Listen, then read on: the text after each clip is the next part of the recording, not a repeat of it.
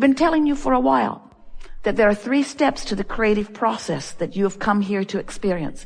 Step 1 is ask with clarity of that which you want. And the contrast of your life experience focuses that asking within you, whether you're ready to let it in or not. That asking is sharp within you all of the time. Step 2 is source in all of its readiness, in all of its answering, in all of its knowing, in all of its love, in all of its awareness of you, is there in the vibrational frequency of the answer that you've been asking for.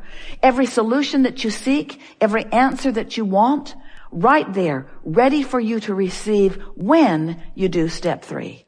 And step 3 is the part that we talk about all day, every day as we come together.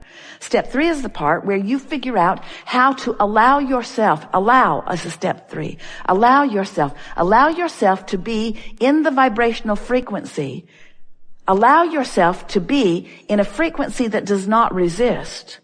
Allow yourself to be in a frequency that allows rather than pushes away. Allow yourself to be in the frequency where the source within you can stand with you, see with you, hear with you, smell with you, taste with you, touch with you, know with you the power and the importance of this moment of contemplation, this moment of introspection, this moment of awareness, this moment of conversation, this moment of human interaction, this moment of being alive in your physical body, alive in your physical body. Can you hear what we're saying? Not just you alive in your physical body, but you allowing life in your physical body. You allowing the life that you really intended to flow through this physical body. Occasionally, someone you see is doing that, and you call them the master of dance, or the master of mathematics, or the master of music, or the master of words, or of poetry, or of science. You call them masters. You call them freaks. You are amazed. You are amazed when someone be's normal. You are amazed when someone finds that way to be the whole being that they were born to be. We want you to stop thinking of those people as exceptions or even as exceptional.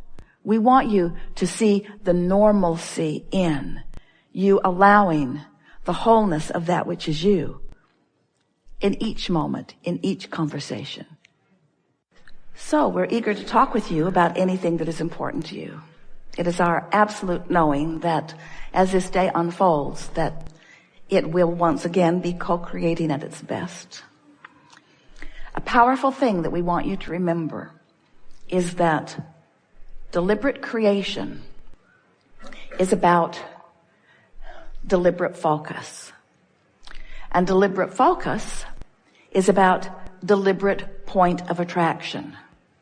And deliberate point of attraction is about deliberate rendezvous with all peoples, places, things, events, thoughts, circumstances, all things that you want. You'll rendezvous with them. If you can put creation, deliberate creation, into the picture of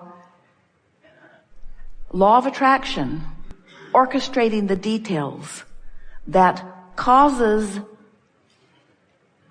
facilitates, because you're causing it with your vibration, that facilitates the coming together of the constantly moving vibrational parts.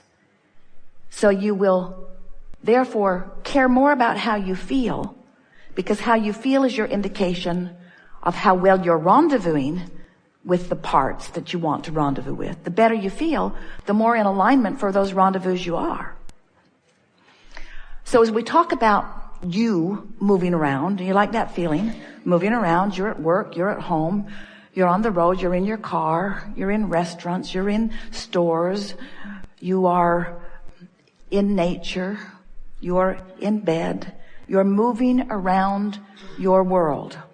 And as you're moving around your world, you have a point of attraction that is radiating, emanating, and key to the rendezvous that are happening to you all day, every day. And your point of attraction is about your focus.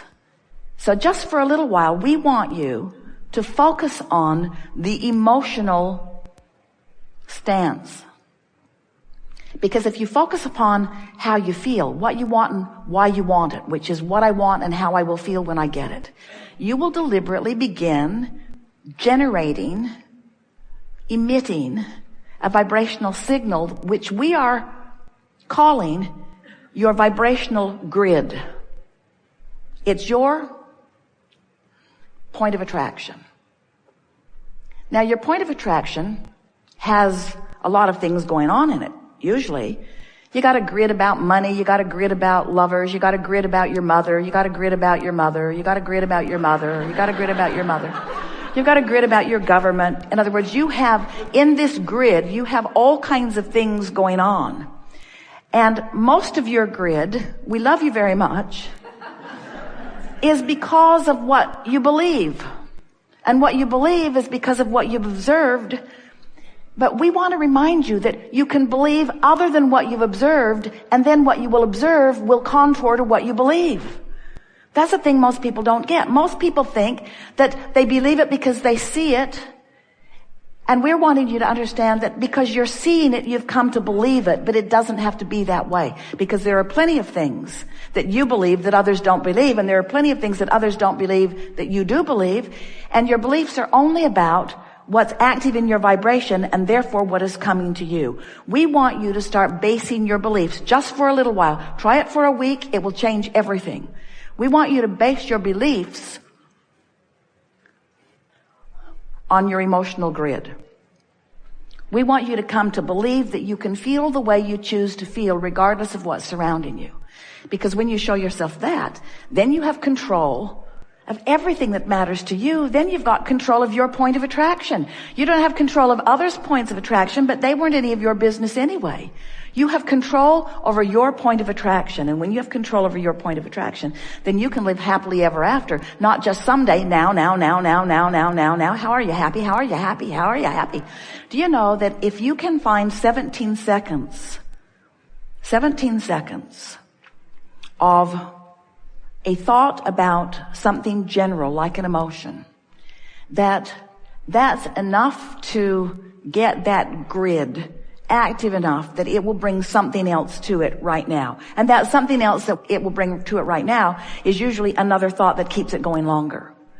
And if you can keep it going for another 17 seconds, that's enough to bring something to it. And it's usually another thought that will keep it going longer. And if you can keep that going for 17, until you have 68 seconds of non-diluted, general, pure, emotional thought, you've accomplished a grid that will bring you visible evidence. Someone will walk into your space with evidence. Something will come as evidence that you have accomplished a point of attraction that is strong enough that the rendezvousing process has already begun. All kinds of things will begin happening to you. And because you have deliberately worked on your grid, now as these things come, you will not just see them as random, freakish coincidences. A coincidence is a rendezvousing of vibrational latitude. That's what a coincidence is. It's a cooperative, communicative incident. Coincidence is the best word we know that is talking about rendezvousing, which is caused by law of attraction. But you thought it was random. And for most, it is random because you're not thinking deliberately. You're creating by default. But when you start deliberately, 17 seconds, not much to ask of yourself, is it? 17 seconds, it feels pretty good. And then another, and then another, and then another. What do you want to talk about? Stuff. We're going to have standing doesn't help. Standing on your chair doesn't help. Waving your arms doesn't help. Being clear about what you want helps. Feeling eager helps. Feeling desperate doesn't help at all. Your eagerness is muted by your desperation. Really, it is. So what you're looking for is just a soft, wouldn't it be nice if I could have a conversation with Abraham about and enlighten myself and help the entire universe at the same time. We've enjoyed this interaction immensely. We're wanting to leave it in this place of understanding. We want you to feel the fullness of that which you are and the fullness of that which you are and provide for us. We want you to know that life is supposed to feel good for you. One day Esther was reaching for Jerry and trying to figure out where he is. And she said to him, I want to know what it's like for you. What are you thinking and what are you doing and where are you? And as long as she was trying to find him out there in some place she does not understand, she couldn't find him. That's what made her feel grief. She couldn't find him because he's somewhere that she doesn't understand, doing stuff she doesn't know, or at least she thought. And then we helped her to understand, and so did he.